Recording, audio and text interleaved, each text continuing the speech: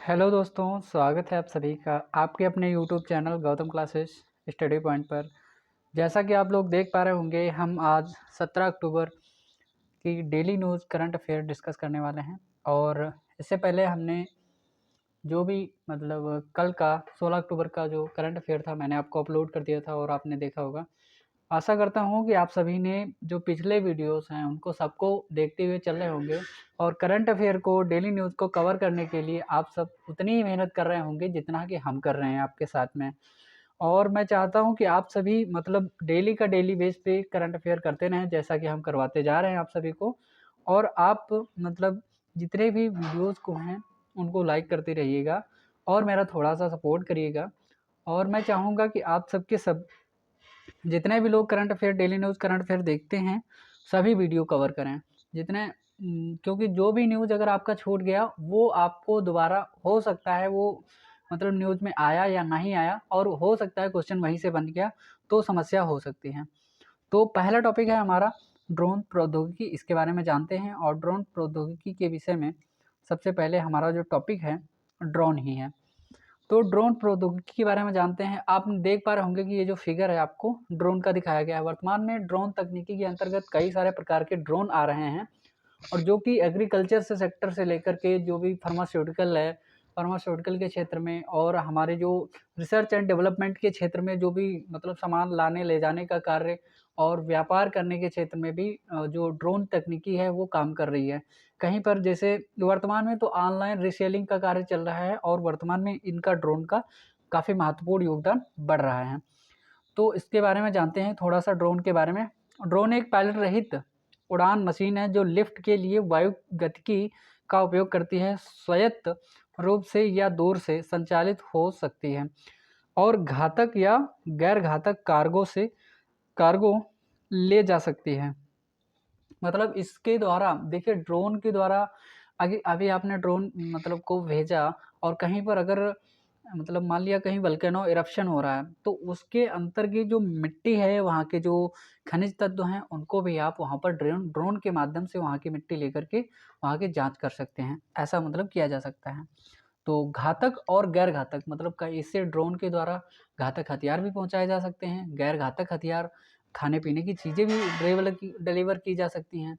आप इसमें देख रहे होंगे कि जो शादी में, वर्तमान में शादी में काफ़ी मात्रा में बेहतर बड़े स्तर पर ड्रोन की जो टेक्नोलॉजी है उसको यूज़ किया जाता है। कोई भी जो भी ड्रोन का मालिक होता है, जो भी व्यक्ति होता है, वो ड्राइवर जो उसका होता है, ड्रोन ड्रोन का चालक जिसको कहते हैं, और जो चालक होता है वो एक जगह बैठ के स्थायी आराम से उड़ाता रहता है, और लोगों की जो फ़ोटोज़ होते हैं, वीडियोज़ होता है, सबको शूट करता रहता है ड्रोन, है ना? इस चीज़ को आपने खूब देखा होगा।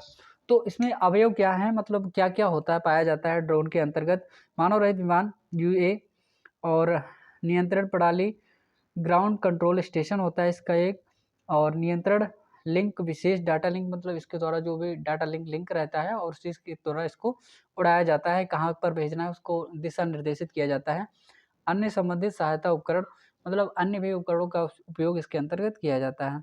अब आप देख पा रहे होंगे कि रक्षा में ड्रोन, ये जो टॉपिक है हमारा चर्चा में है कि रक्षा में ड्रोन किस प्रकार हम उपयोग कर रहे हैं, इसके उद्देश्य क्या हैं। रक्षा में ड्रोन निगरानी और टोही, निगरानी का आप समझ पा रहे होंगे, लेकिन टोही का आप ना समझ नहीं पा रहे होंगे शायद, जहाँ तक मैं जानता हूँ। टोही का ये होता है कि कहीं ऐसी जगह से ढूँढना, टटोलना, जहाँ पे किसी चीज़ की जानकारी नहीं थी पहले से, ठीक है? तो खोज और बचाव का, राहत और बचाव का कार्य किया करता है, ड्रोन के द्वारा किया जा सकता है। राहत और बचाव का कार्य, खोज किसी भी कार्य की, जैसे कैमरा लगा दिया गया उसमें, और किसी चीज़ की खोज करनी है, किसी कोई भी व्यक्ति अगर गुम हो गया है कहीं पर, कहीं बाढ़ या भूस्खलन आया, वहाँ पर कितने लोगों को सर्वे करने के लिए इसका भी उपयोग किया जा सकता है ड्रोन के द्वारा, ठीक है? समुद्री निगरानी भी ड्रोन के द्वारा की जा सकती है। लड़ाकू ड्रोन होते हैं, आपको पता है। लड़ाकू ड्रोन अभी हाल में पिछले 2 महीने पहले एक चर्चा में रहा था, एक ड्रोन आ गया था। और आक्रमण हेतु उपयोग, विषम स्वार्म ड्रोन, आक्रमण हेतु ड्रोन का उपयोग किया जा सकता है। आतंकवाद विरोधी अभियान चलाने के लिए भी ड्रोन का उपयोग किया जा सकता है। भारत का काउंटर ड्रोन सिस्टम है क्या? इंद्रजाल एक भारत का स्व उद्घाटन स्वायत्त ड्रोन रक्षा गुंबद है और इंद्रजाल जिसका नाम है। इजराइल से युद्ध सक्षम हेरॉन ड्रोन की खरीद की गई थी, मतलब जो इसके द्वारा युद्ध क्षेत्र मतलब युद्ध में सक्षम है जो हेरॉन ड्रोन, इसकी खरीद करी गई थी किसके, इजराइल से। अब इसमें यहाँ पर क्वेश्चन बन सकता है कि निम्नलिखित में से किस देश से भारत ने युद्ध में सक्षम ड्रोन की खरीद की थी या की है। तो इसमें इजराइल का नाम आ सकता है क्योंकि वर्तमान में इजराइल और फिलिस्तीन का मुद्दा बहुत गर्मा गर्म जोरों शोरों से चर्चा में है। ठीक है। अमेरिका से MQ-9B सशस्त्र ड्रोन का अधिग्रहण किया गया है, मतलब उसको लिया गया है और उसको प्राप्त किया गया है। संबंधित विनियमन क्या है? विमान सुरक्षा नियम 2023 इसको लागू किया गया है। ड्रोन नियम 2021 को ही लागू कर दिया गया था और ड्रोन संशोधन नियम 2022 को, मतलब ड्रोन नियम बनाया गया था, उसके बाद में उसमें संशोधन कर दिया गया 2022 में। ड्रोन नियम 2021 में बनाया गया था। ठीक है। भारतीय पहले क्या क्या हैं, यहाँ पर देख पा रहे होंगे आप, भारतीय पहले क्या क्या हैं। ठीक है। तो भारतीय पहलों में सबसे पहले एक पहल है आपकी आई थी, digital sky platform, no permission no take off, मतलब जब तक परमिशन नहीं होगी आपके पास तब तक आप टेक ऑफ नहीं कर सकते, उसको उड़ा नहीं सकते या कहीं पर रनवे नहीं करा सकते, मतलब कहीं पर बिना परमिशन के। ठीक है। और ढांचा, और ड्रोन के लिए एक PLI योजना आई थी, इसके अंतर्गत मतलब वो प्रत्येक क्षेत्र में ड्रोन सिस्टम को लगाने के लिए हर जगह सविकसित मतलब समावेशित विकास के लिए हर जगह क्षेत्र के प्रत्येक क्षेत्र को, ग्रामीण क्षेत्र को, शहरी क्षेत्र को, हर क्षेत्र को विकास करने के लिए ड्रोन सिस्टम की PLI योजना को जोड़ा गया था। इसके अंतर्गत ड्रोन शक्ति योजना भी मतलब स्टार्ट करी गई थी। ठीक है। उसके बाद में जब हम देखते हैं कि इसके अंतर्गत कुछ और मतलब फैक्ट्स आते हैं कि मतलब ड्रोन का वर्गीकरण किस प्रकार से किया गया था। इसके अंतर्गत जब हम देखते हैं तो वर्गीकरण कैसे होता है कि वर्ष जो 2021 का नियम बनाया था उसको संशोधन 2022 में किया गया था। जो ड्रोन के नियम थे तो एक 250 ग्राम से मतलब लेस देन 250 ग्राम का ड्रोन होता है, उसको कहते हैं नैनो ड्रोन। ठीक है। एक होता है उससे माइक्रो ड्रोन, उसको कहते हैं 250 से लेकर के 2 किलोग्राम तक की जो ड्रोन होता है उसको कहते हैं माइक्रो ड्रोन। और एक होता है मिनी ड्रोन। मिनी ड्रोन होता है 2 किलो से 25 किलोग्राम तक की। और आपका होता है यहाँ पर स्मॉल ड्रोन। स्मॉल ड्रोन होता है 25 किलोग्राम से 150 किलोग्राम तक। और लार्ज ड्रोन जो होता है वो होता है मोर देन 150 किलोग्राम, मतलब 150 किलोग्राम से अधिक होता है, उसको कहते हैं लार्ज ड्रोन, मतलब बड़ा। और ये ड्रोन के अनुप्रयोग मतलब कुछ इस प्रकार से हैं। मानचित्रण एवं सर्वेक्षण, संपत्ति निरीक्षण, पटल निरीक्षण इनके लिए किया जा सकता है। कृषि, पक्षी नियंत्रण, फसल छिड़काव निगरानी, मतलब कीट नियंत्रण करने के लिए, फसल छिड़काव करने के लिए आप नैनो यूरिया का उपयोग कर सकते हैं, ड्रोन के द्वारा छिड़काव कर सकते हैं, मतलब इन सब का उपयोग किया जा सकता है। मल्टी स्पेक्ट्रल थर्मल NIR कैमरे, आपको मैंने बताया था शादी में, और हवाई फोटो वीडियोग्राफी, इन सब के लिए क्या किया जाता है, केवल शादी में नहीं मतलब कहीं भी शूटिंग करवा सकते हैं आप। लाइव स्ट्रीमिंग इवेंट, मतलब लाइव स्ट्रीमिंग इवेंट भी मतलब इसके द्वारा किया जा सकता है। आपातकालीन प्रक्रिया, खोज एवं बचाव, राहत, समुद्री बचाव, अग्निशमन के क्षेत्र में भी इसका उपयोग किया जा सकता है।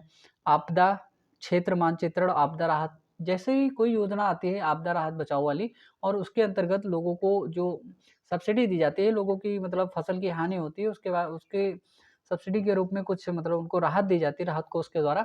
और उस क्षेत्र को कवर करने के लिए ड्रोन का मानचित्रण, ड्रोन के द्वारा मानचित्रावली की जा सकती है, उसके द्वारा बना करके फिर उसके बाद में मतलब उनको राहत मतलब पहुंचाई जाती है। तो और फॉरेंसिक के क्षेत्र में फॉरेंसिक लैब्स होती हैं, उनके क्षेत्र में मतलब कहीं मतलब तुरंत अगर जल्दी से कहीं पहुंचना है तो ड्रोन को भेजा जाता है और वहाँ फॉरेंसिक की जांच करवाई जाती है। तो उसके लिए मतलब बहुत ही कम समय होता है, इसलिए मतलब जो आपके ड्रोन होते हैं वो तुरंत पहुंचकर तत्काल में मतलब ऐसा फॉरेंसिक की जांचों जैसे कार्य करवा सकते हैं। खुदाई करने के लिए भी ड्रोन का यूज़ किया जा सकता है। शिकारियों पर निगरानी रखने के लिए अवैध व्यापार होता है, उनके जो शिकारी होते हैं उनको शिकारियों पर नज़र रखने के लिए मतलब जो संरक्षित पौधे और संरक्षण प्रजातियां हैं उनके लिए भी, मतलब जीवधारियों के लिए भी। मौसम विज्ञान, विमानन, पेलोड ले जाना, मतलब ये सब कार्य ड्रोन कर सकता है। मुद्दे कौन कौन से हैं? सशस्त्र हमलों का बड़ा खतरा है। सशस्त्र हमलों का खतरा बढ़ सकता है अगर किसी ने किसी देश ने, मान लिया अपने देश का सब कुछ सामान लगाया और उसको कुछ मतलब उसमें कोई भी माल ऐसा नहीं लगाया जिसमें कि उस देश का नाम पड़ा हो, और उसने ड्रोन को भेज दिया। अब कंट्रोल तो कर रहा है वो अपने देश से, लेकिन आ रहा है कहीं दूसरे देश में, तो ये खतरा बहुत मतलब बड़ा हो सकता है। डाटा सुरक्षा, इसका डाटा जो होता है ये मतलब सुरक्षित करना थोड़ा सा कठिन है, और सस्ती लागत बड़ी आबादी को ड्रोन को खरीदने में सक्षम बनाती है। सस्ती लागत और युद्ध में ड्रोन का उपयोग, दूरस्थ युद्ध मतलब आने वाले समय में 2050 2060 मतलब 2100 के दशक में, और हो सकता है ऐसा। गैर राज्य तत्वों द्वारा खरीद गंभीर खतरे पैदा कर सकती है। सामूहिक विनाश के लिए हथियारों को पहुंचाने में आसानी कर सकती है। ठीक है। इजराइल फिलिस्तीन का मुद्दा खूब जोरों शोरों से संघर्ष में है, और ये दोनों देश जो हैं आपसी संघर्ष के कारण बहुत ज़्यादा चर्चे में है वर्तमान में, और इस पर हमें लगता है कि यूपीएससी के अभ्यर्थी मतलब इस विवाद को छोड़े ही ना, यूपी पीसीएस के या अदर पीसीएस के भी विद्यार्थी ना छोड़े।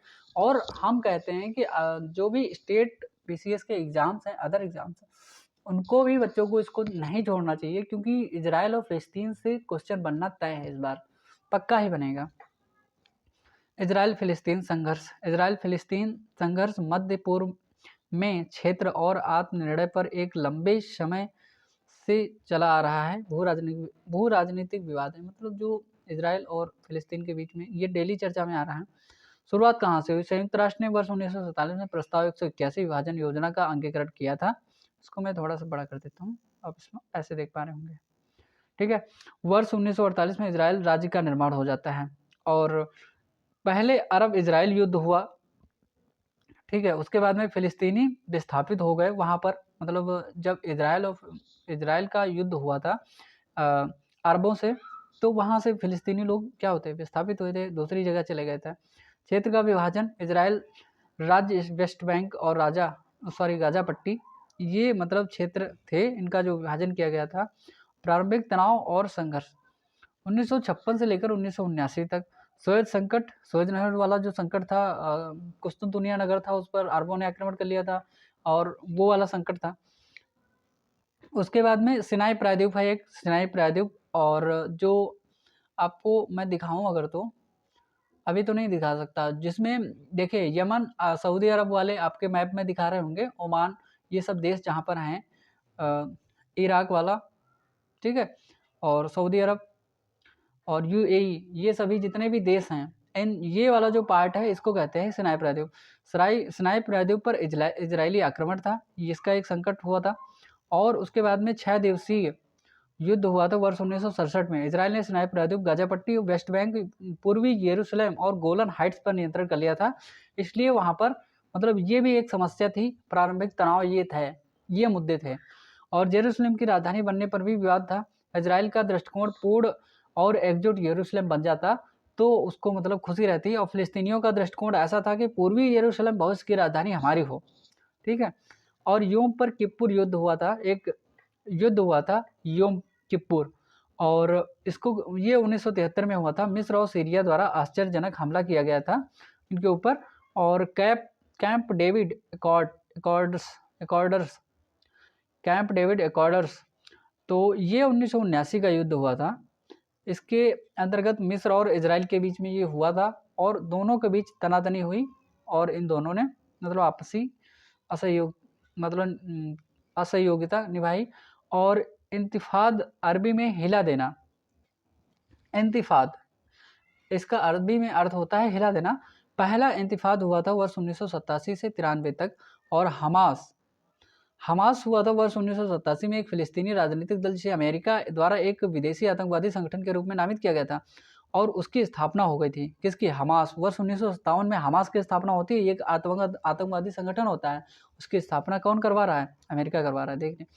और प्रतिक्रिया, मैड्रिड सम्मेलन 1991 में अमेरिका और रूस की अध्यक्षता में। अब देखिए ये इसकी प्रतिक्रिया कहाँ पर हो रही है? मैड्रिड, स्पेन में, स्पेन की राजधानी मैड्रिड, और वहाँ पर हो रही है, और इसकी अध्यक्षता कौन कर रहा है? अमेरिका और रूस। उनकी मेजबानी में किसकी हो रहा है? अमेरिका और रूस की, और हो रहा है कहाँ पर? स्पेन में। और दूसरा इंतिफाद वर्ष 2000 से 2005 तक चला था। नवीनतम वृद्धि वर्ष 2023 को तीसरी इंतिफाद की शुरुआत कहा जा रहा है। मतलब ऐसा माना जा रहा है कि तीसरा जो इंतिफाद है तो उसकी शुरुआत जो होगी वर्ष 2023 में होगी, ठीक है। और ये जो दूसरा वर्ष 1995 में ओस्लो समझौते पर विस्तारित हुआ। वेस्ट बैंक के कई शहरों और कस्बों के इजराइल की पूर्ण वापसी अनिवार्य है। मतलब ये दूसरा वाला जो किया गया था, प्रथम जो सम्मेलन हुआ था, प्रथम तनाव उस समय हुआ था, और दूसरा वाला हुआ है 1995 में। ओस्लो फर्स्ट समझौता है, उसके अंतर्गत इसको विस्तारित किया गया था। और वेस्ट बैंक के कई शहरों और कस्बों से इजराइल की पूर्ण वापसी अनिवार्य, मतलब ऐसा कह दिया गया था कि इजराइल से वेस्ट बैंक के जो जितने भी शहर हैं और कई सारे कस्बे हैं, उनसे इजराइल की वापसी होनी अनिवार्य है, मतलब हो जाए, वहाँ से वापस हो जाए इजराइल। वर्ष 2000 के बाद का संघर्ष, कुछ और प्रतिक्रियाएं ऐसी हुई। वर्ष 2013 में अमेरिका ने क्या किया, अमेरिका के नेतृत्व में शांति प्रक्रिया शुरू हुई। मतलब अमेरिका ने शांति करवानी स्टार्ट करी थी 2013 में। 2014 से लेकर 18 तक गाजा का संघर्ष, गाजा पट्टी जिसको कहते हैं, गाजा पट्टी मतलब उस वहाँ पर संघर्ष होता है 2014 से 18 और 2014 में। और फिलिस्तीन ने ओस्लो समझौते 2015 के तहत क्षेत्रीय विभाजन से अलग होने की घोषणा कर दी थी, वर्ष 2015 में ही। वर्ष 2018 से लेकर 20 संयुक्त राज्य अमेरिका ने क्या किया, राष्ट्र राहत एवं कार्य मतलब एजेंसी UNRWA के तहत फिलिस्तीनी शरणार्थियों के लिए फंडिंग रद्द कर दी थी। मतलब पहले अमेरिका ने घोषणा कर दी होगी कि चलो भैया फंडिंग हम तुमको दे देंगे इसके तहत, इस एजेंसी के तहत, ठीक। और बाद में इसने क्या कर दिया, उसने मतलब इस फंडिंग को रद्द कर दिया। अमेरिका ने शांति से समृद्धि योजना का प्रस्ताव रखा, फिर मतलब उसको हटा दिया, इसको रखा। 2020 में अब्राहम समझौता, ठीक है, अब्राहम समझौता, अब्राहम लिंकन के राष्ट्रपति हुए अमेरिका के, और उन्हीं के नाम पर अब्राहम समझौता हो गया 2020 में। और 2022 और 23 में देखिए क्या हो रहा है, इजराइल ने जेनिन शरणार्थी शिविर पर किया हमला। इजराइल ने जो जेनिन के शरणार्थी थे उस पर हमला कर दिया, और हमास ने ऑपरेशन अल अक्सा फ्लड लॉन्च किया, और इजराइल ने ऑपरेशन आयरन स्वॉर्डर्स लॉन्च किया। दोनों ने वर्ष 2023 में क्या किया, संघर्ष, युद्ध हुआ, और इजराइल ने युद्ध की स्थिति घोषित कर दी। भारत का रुख क्या हुआ, मतलब इजराइल ने यहाँ पर क्या किया, मतलब कहा कि चलो ठीक है, हम भैया युद्ध करने के लिए तैयार हैं। इजराइल ने क्या कर दिया, युद्ध की घोषणा कर दी। फिर भारत का, हमारे जो देश भारत है जहाँ पर हम रह रहे हैं वर्तमान में, इसका क्या रुख है। इजराइल और फिलिस्तीन के लिए मुद्दे पर क्या करता है भारत, दो राज्य समाधान का समर्थन करता है। कहता है कि ठीक है, आप दो राज्य बना लो, अलग अलग हो जाओ, क्या दिक्कत है यार, आपस में मतलब पड़ोसी हो तो मिलजुल कर रहो। हाल ही में इजराइल पर हमास के हमले की निंदा करती है। भाई इजराइल को हमास पर हमला नहीं करना चाहिए, ऐसा कह रहा है भारत का रुख है। अब आप देख पा रहे होंगे कहाँ पर है, मतलब गोलन हाइट्स, और यहाँ पर पड़ोस में आपके सीरिया है, लेबनान है, और ये आप देख पा रहे होंगे क्या, ये है इजराइल का इलाका, ठीक है। और ये है अमन, जेरूसलेम आप देख पा रहे होंगे, डेड सी है बगल में, और उसके इधर है जॉर्डन, और ये आप इजराइल की सीमा देख पा रहे होंगे। गाजा सिटी बिल्कुल भूमध्य सागर के बगल में है और तट पर है, और इसको आप देख पा रहे होंगे। और इजराइल दोनों मतलब भूमध्य सागर और इधर आपका जो पड़ता है ये लाल सागर, और लाल सागर और भूमध्य सागर दोनों से ही सीमा साझा कर रहा है कौन, इजराइल, ठीक है, इसको आप याद रखेंगे। आगे बढ़ते हैं हम लोग, और इसके बारे में अमेरिका ने मध्यस्थता कर दी थी। ओस्लो समझौता अमेरिका द्वारा पहला लाया गया था। वेस्ट बैंक और गाजा फिलिस्तीनी स्वशासन के लिए ESTD ढांचा मतलब बनाया था इसने। इजराइल और फिलिस्तीन के बीच में पारस्परिक मान्यता को सक्षम बनाया था USA ने, और उसके बाद में सेकेंड आया था, ठीक है। समरकतता, ये नया टॉपिक है समरकतता, और एक ये तरह से बीमारी, और प्रीलिम्स के लिए एक मुद्दा है समरकतता, जेनेटिक रोग, इनब्रीडिंग, सिस्टिक फाइब्रोसिस, और मेंस के लिए समरकतता से संबंधित लाभ और चुनौतियां क्या हो सकती हैं, और स्वास्थ्य से संबंधित कुछ जानकारियां। इसमें देखते हैं हाल ही में चर्चा में क्यों रहा, ये न्यूज रही थी द हिंदू में आर्टिकल ये छपा था। हाल ही में किए गए एक अध्ययन में आनुवंशिकी और स्वास्थ्य से संबंधित समरकतता के प्रभावों पर प्रकाश डाला गया है। इस अध्ययन में विश्व भर के समुदायों में रोग संवेदनशीलता एक ही केवल भारत में नहीं, पूरे विश्व के तथा मानवीय लक्षणों के विकास पर समरसता का प्रभाव को स्पष्ट कर दिया गया। मतलब समरसता कहाँ कहाँ पर, विश्व भर के समुदायों में रोग और संवेदनशीलता मानवीय लक्षणों के विकास पर समरसता प्रभाव के प्रभाव को स्पष्ट किया गया है। समरसता होती क्या है? समरसता क्या होती है? समरसता के अंतर्गत सामाजिक और आनुवंशिक दोनों आयाम मौजूद होते हैं। सामाजिक रूप से इसका अर्थ होता है कि मतलब चचेरे भाई अथवा बहन जैसे रक्त संबंधियों से विवाह करना, जबकि आनुवंशिक रूप से यह निकट संबंधी व्यक्तियों के बीच विवाह को संदर्भित करता है। इसे अक्सर अंतः प्रजनन कहा जाता है। समरसता मतलब अंतः प्रजनन। जैसे मतलब अभी हिंदू लोगों में बहुत कम होता है, ये होता है हमारे मुस्लिम धर्म में। मुस्लिम धर्म में कभी कभी ऐसा हो जाता है कि चाचा की लड़की, मामा की लड़की, मतलब ऐसे लोगों में आस पड़ोस के, मतलब ज़्यादा दूर के रिश्तेदार नहीं होते हैं और उनमें शादी हो जाती है। तो ऐसे जो शादियां होती हैं इसको अंतः प्रजनन कहा जाता है। इसके अंतर्गत जो मुद्दे होते हैं वो समरसता के अंतर्गत आते हैं। आप समझ पा रहे होंगे। यह एक ऐसी व्यवस्था है जिसका परिवार और जनसंख्या आनुवंशिकी दोनों पर प्रभाव पड़ सकता है या पड़ता ही है। ठीक है। और अध्ययन के मुख्य बिंदु क्या है यहाँ पर, मतलब रिपोर्ट में क्या प्रकाशित किया गया है इसके अध्ययन में? विश्व की लगभग 15 से 20% आबादी में समरसता की विशेषताएं पाई जाती हैं। इसका प्रचलन एशिया और पश्चिम अफ्रीका जैसे देशों में अधिक है। एशिया में तो है ही है और पश्चिमी अफ्रीका के मतलब देशों में भी है। ऐसा माना जाता है कि मिस्र और इंकास सहित कुछ प्राचीन मानव सभ्यताओं में समरसता का अभ्यास किया जाता था। मिस्र और इंकास। आनुवंशिक साक्ष्यों से पता चलता है कि मिस्र के राजा तूतन खामुन का जन्म ऐसे माता पिता से हुआ था जो आपस में समरस संबंध रखते थे। भारत रक्त संबंध अध्ययन के लिए एक समृद्ध स्थान है, क्योंकि वहाँ 4000 से अधिक अंतर्विवाही समूहों या एक ही जाति जनजाति कबीले के सदस्य रहते हैं। मतलब एक समृद्ध स्थान है भारत। यहाँ लगभग 4000 से अधिक अंतर्विवाही समूहों या एक ही जनजाति के कबीले सदस्य भी रहते हैं। मतलब भारत ठीक ठाक मात्रा में रखता है लोगों को जो अंतर संबंध रखते हैं समरसता वाला।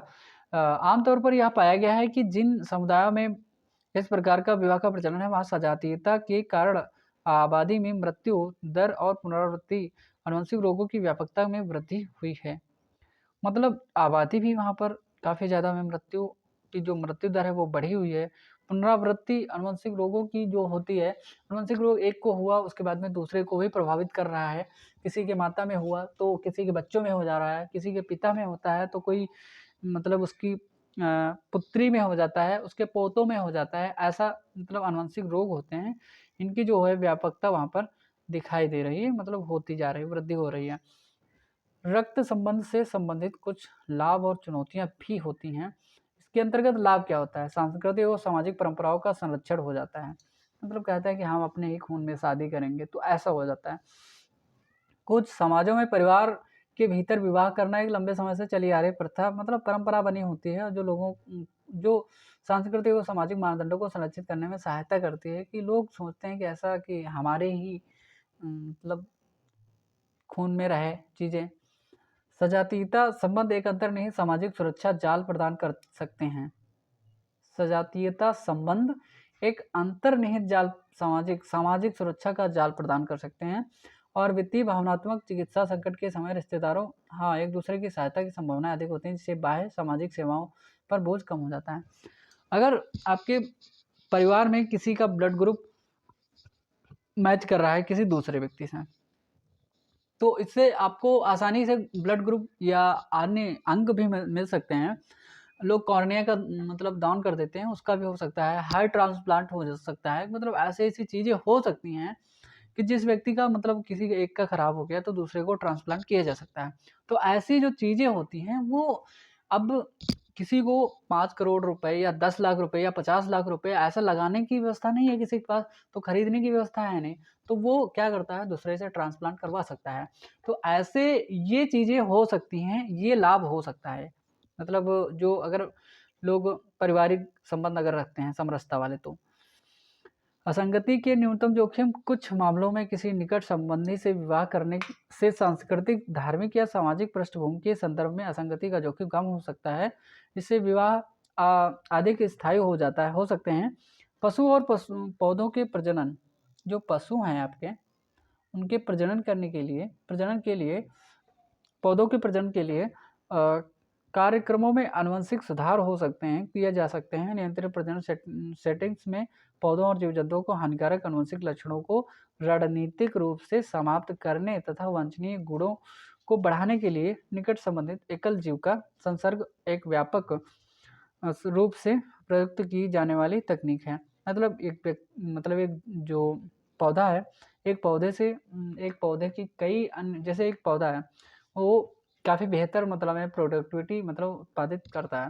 उसकी प्रोडक्टिविटी भी अच्छी है, उसमें टॉलरेंस भी है और ये कई सारे गुण है उसमें। तो उसकी जो शाखाएँ हैं, उसको शाखाओं के द्वारा ट्रांसप्लांट किया जा सकता है, उसके बीजों के द्वारा उसमें बीजों के और सुधार किए जा सकते हैं, ऐसा किया जा सकता है।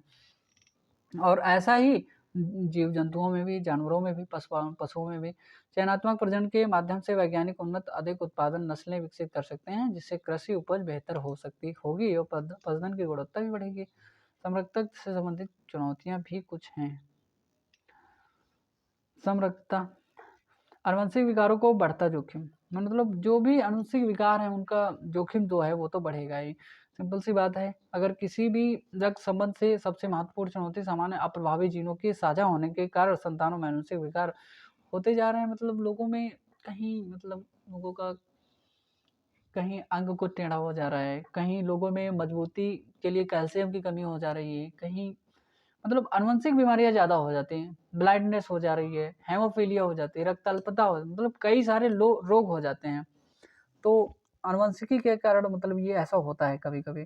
सिस्टिक फाइब्रोसिस, असमर्थता जैसी स्थितियां निकट संबंधी, सही बात है।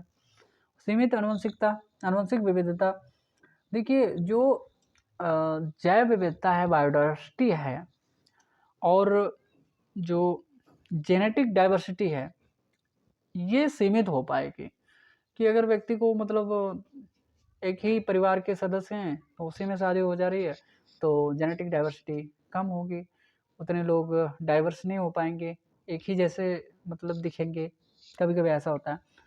तो आनुवंशिक विविधता सीमित हो सकती है और जटिल पारिवारिक गतिशीलता भी हो सकती है कि अनेक भूमिकाएं संबंध में सामने आती हैं। समरसता परिवारों में जटिल पारिवारिक गतिशीलता उत्पन्न कर सकती है। समरसता से निर्णय लेने, पारिवारिक पदानुक्रम से संबंधित संघर्ष एवं तनाव उत्पन्न हो सकता है। ऐसे होता है व्यक्तिगत स्वायत्तता का संभावित क्षरण, घनिष्ठ रूप से जुड़े समरसता समुदायों में व्यक्तिगत स्वायत्तता का क्षरण हो सकता है, जहां विवाह, परिवार नियोजन और अन्य जीवन से संबंधित निर्णयों पर परिवार समुदाय का अधिक प्रभाव हो सकता है। संभावित रूप से व्यक्तिगत स्वतंत्रता को भी सीमित करती है समरसता। घरेलू हिंसा के मामलों में महिलाओं की चुप्पी, ऐसा ऐसा हो सकता है कि पारिवारिक संबंध ऐसे होते हैं कि महिलाओं को चुप रखना पड़ता है।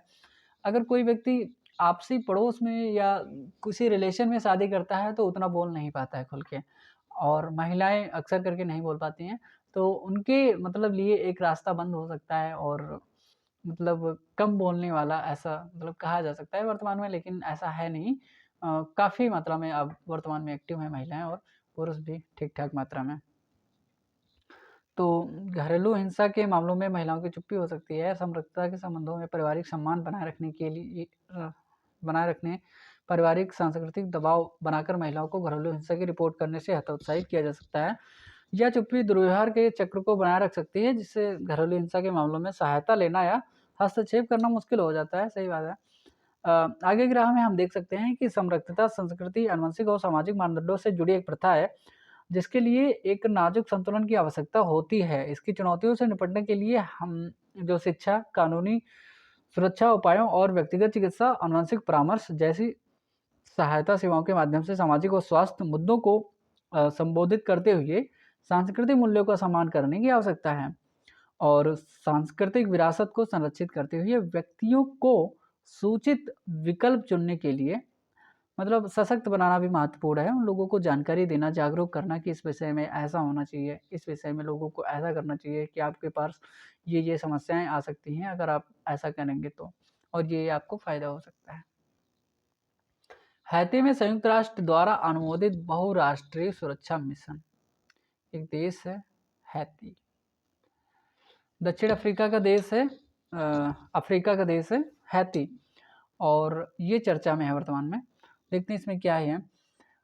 हाल ही में संयुक्त राष्ट्र सुरक्षा परिषद यूएनएससी ने हैती में सुरक्षा व्यवस्था स्थापित करने, सुरक्षा व्यवस्था संयुक्त राष्ट्र संघ ने मतलब परिषद ने सॉरी हैती में सुरक्षा व्यवस्था स्थापित करने, महत्वपूर्ण बुनियादी ढांचे की रक्षा और बढ़ती हिंसा को नियंत्रित करने के लिए केन्या के नेतृत्व में बहुराष्ट्रीय सुरक्षा मिशन चलाया है। भाई केन्या, ठीक है, केन्या के नेतृत्व में चलाया गया है सुरक्षा मिशन, और संयुक्त राष्ट्र का बहुराष्ट्रीय सुरक्षा मिशन है क्या ये? अगर आपको क्वेश्चन पूछा जाएगा तो निम्नलिखित में से मतलब किस देश के साथ में संयुक्त राष्ट्र सुरक्षा परिषद ने बहुराष्ट्रीय सुरक्षा मिशन चलाया है, हैती में चलाया है? तो उसमें एक ऑप्शन रहेगा हैती के साथ में, केन्या के साथ में, बुरुंडी के साथ में, रवांडा के साथ में, ऐसा क्वेश्चन रहेगा। तो आपको वहाँ पर क्या लगाना पड़ेगा? केन्या के साथ में, ठीक है, ऐसा क्वेश्चन आ सकता है।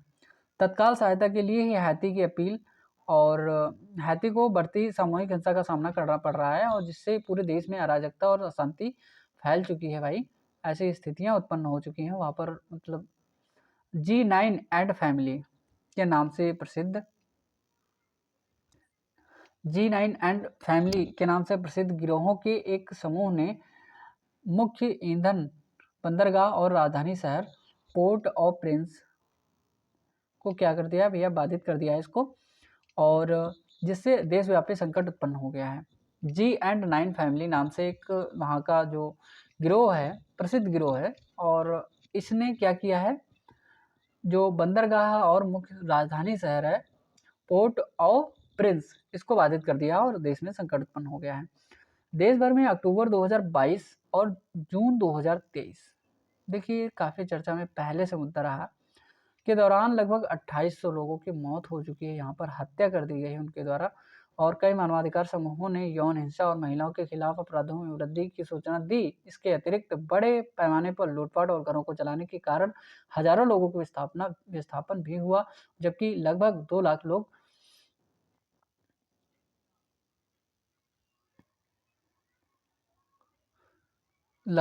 लोग अपने घरों को छोड़कर चले गए। अनुमान के मुताबिक लगभग आधी आबादी को मानवीय सहायता की ज़रूरत है। ऐसा अनुमान किया जा सकता है कि मतलब लगभग आधी आबादी है मिनिमम, इतने लोगों को तो मतलब सहायता की ज़रूरत है। हैती के प्रधानमंत्री ने गिरोहों और उसके समर्थकों का मुकाबला करने के लिए सशस्त्र बलों को मांग करते हुए भैया, उन्होंने सशस्त्र बलों की मांग करी है। प्रधानमंत्री जी ने अंतर्राष्ट्रीय समुदायों से संपर्क किया है, और बहुराष्ट्रीय सुरक्षा मिशन क्या है यहाँ पर? बहुराष्ट्रीय सुरक्षा मिशन जो यूएनएससी के द्वारा स्टार्ट किया गया है। हैती में वर्ष 2017 में संपन्न हुई संयुक्त राष्ट्र शांति मिशन मतलब संपन्न हुआ था वर्ष 2017 में हैती में।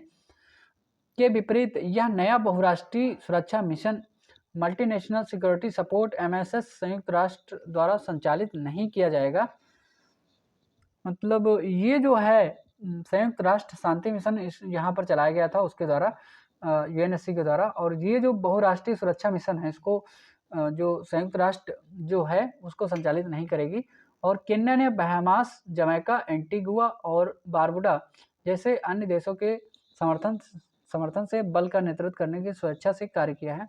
मतलब यह कार्य केन्या को सौंपा गया है इसके द्वारा, यूएनएससी के द्वारा, और यह कार्य जो केन्या है, बहामास, जमैका और एंटीगुआ ये जो द्वीपीय देश हैं इनके साथ में मिलकर, और बारबुडा ये भी एक द्वीपीय देश है, और इनके द्वारा इनके सहयोग से मतलब ये यहाँ पर सुरक्षा का कार्य करेगी। भूमिका और इसके यहाँ पर जिम्मेदारियाँ का कार्य मतलब कौन कर रहा है, जिम्मेदारियाँ किसकी क्या हैं, और मिशन का उद्देश्य है हाइटियन राष्ट्रीय पुलिस को परिचालन सहायता प्रदान करना। मतलब वहाँ की जो पुलिस है राष्ट्रीय सुरक्षा को प्रदान करने के लिए मतलब इनको यहाँ पर सशस्त्र अस्त्र शस्त्र को उपलब्ध करवाना और जो शांति सुरक्षा है उसको बहाल करने के लिए कार्य किए जाएंगे। और सुरक्षा स्थितियों को बढ़ाना, महत्वपूर्ण बुनियादी ढांचे की रक्षा करना और चुनाव के संचालन को सुविधाजनक बनाना, ये मतलब यहाँ पर महत्वपूर्ण है। इस बल के पास हाइटियन पुलिस के साथ समन्वय में गिरफ्तारी करने का अधिकार होगा। और हैती के बारे में थोड़ा सा आप यहाँ पर जान पाएंगे। कैरिबियन सागर और उत्तरी अटलांटिक महासागर के मध्य स्थित है हिस्पानियोला, और हिस्पानियोला द्वीप का पश्चिमी एक तिहाई हिस्सा हैती के अधिकार क्षेत्र में आता है। हिस्पानियोला द्वीप का एक तिहाई हिस्सा हैती क्षेत्र में आता है। हैती के पूर्वी हिस्से में डोमिनिकन गणराज्य की सीमा लगती है। पश्चिमी में जमैका, उत्तर में पश्चिमी क्यूबा स्थित है। आधिकारिक भाषा फ्रेंच, हाइटियन, क्रियोल। माफ कीजिए, ये अफ्रीका में नहीं है, ये द्वीपीय देश है। जमैका इत्यादि देशों में हवाईयन द्वीप के पास नहीं, ये पश्चिमी जमैका, मतलब पश्चिम में सीमा साझा कर रहा है जमैका, और उत्तर पश्चिम में क्यूबा स्थित है। आधिकारिक भाषाएं यहाँ पर फ्रेंच, हाइटियन, क्रियोल है। और प्रमुख पर्वत श्रृंखलाएं मैसिफ डे ला सेले, देखिए Massif de la Selle, Massif du Nord, यह विश्व का पहला स्वतंत्र अश्वेत नेतृत्व वाला गणतंत्र है। ये जो आपका बिंदु है काफ़ी महत्वपूर्ण बिंदु हो सकता है कि मतलब ये विश्व का पहला स्वतंत्र अश्वेत नेतृत्व वाला गणतंत्र है। ये क्वेश्चन स्टेट एग्जाम में पूछा जा सकता है, ये आप लोग ध्यान रखिएगा।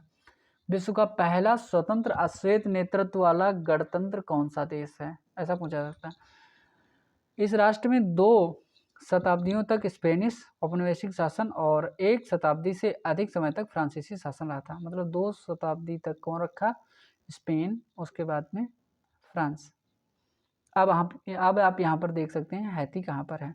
कैरेबियन जो यूएसए है, यूएसए के मैक्सिको वाले के जो रीजन है आपका, उत्तरी अमेरिका के देशों में मैक्सिको के ठीक उत्तर पूर्व में नहीं कहेंगे कि पूर्व में देखेंगे, पूर्व में, और उसके जस्ट बगल में कहाँ पर है? कैरेबियन सी के आसपास, ठीक है। और मैक्सिको की खाड़ी से दक्षिण पूर्व में इसको कहा जा सकता है। और यहाँ पर जमैका, क्यूबा, ये सभी देश हैं और इन्हीं देशों से सीमा साझा करता है, ठीक है। आज की करंट अफेयर यहीं पर समाप्त होती है और इसको आप अच्छे से मैप को देख लेंगे। और हैती को थोड़ा सा हैती के पॉइंट ऑफ व्यू से, मतलब एग्जाम के पॉइंट ऑफ व्यू से बहुत महत्वपूर्ण नहीं है हैती का मुद्दा, और अगर ये चर्चा में रहता है तो प्रीलिम्स के लिए थोड़ा सा मुद्दा बन सकता है यहाँ पर। और जो मैंने आपको क्वेश्चन बताए हैं अभी जस्ट हाल में, उनको आप ध्यान रखिएगा और बाकी जो रिवीजन है उसको करते रहिएगा और लगातार कंटिन्यू रिवीजन करते रहिएगा। ये जो क्लास है मैंने आपको बताया है यूपीएससी, यूपीपीसीएस, अदर पीसीएस और जितने भी स्टेट एग्ज़ाम हैं उनके लिए, आरओ जितने भी एग्ज़ाम्स हैं आपके स्टेट एग्ज़ाम्स, उनके लिए भी बहुत ही अधिक महत्वपूर्ण है। उसको आप ज़रूर देखिएगा और जैसे ही आप देखते हैं तो लोगों के साथ में शेयर भी करते रहें। इतने आपसे हमारी रिक्वेस्ट रहेगी कि आप जो क्लास देखते हैं पूरी देखिएगा और क्लास को पूरी देखिएगा, समझते चलिएगा। जहाँ पर अगर समझ में नहीं आता है आप मुझे कमेंट कर सकते हैं, उसके बाद में मैं उस मुद्दे को दोबारा से आपको कमेंट बॉक्स में पिन करके बता सकता हूँ, या अगर नहीं वैसे हो सकेगा तो अगले वीडियो में हम आपको डिस्कस कर देंगे, ठीक है। यहाँ तक रही आज की चर्चा, अगले वीडियो में देखेंगे हम आप लोगों को, और जैसे ही करंट अफेयर आती है आप लोग देखिएगा, ठीक है। और वीडियो को लाइक, शेयर और सब्सक्राइब करना ना भूलें। नमस्कार, धन्यवाद।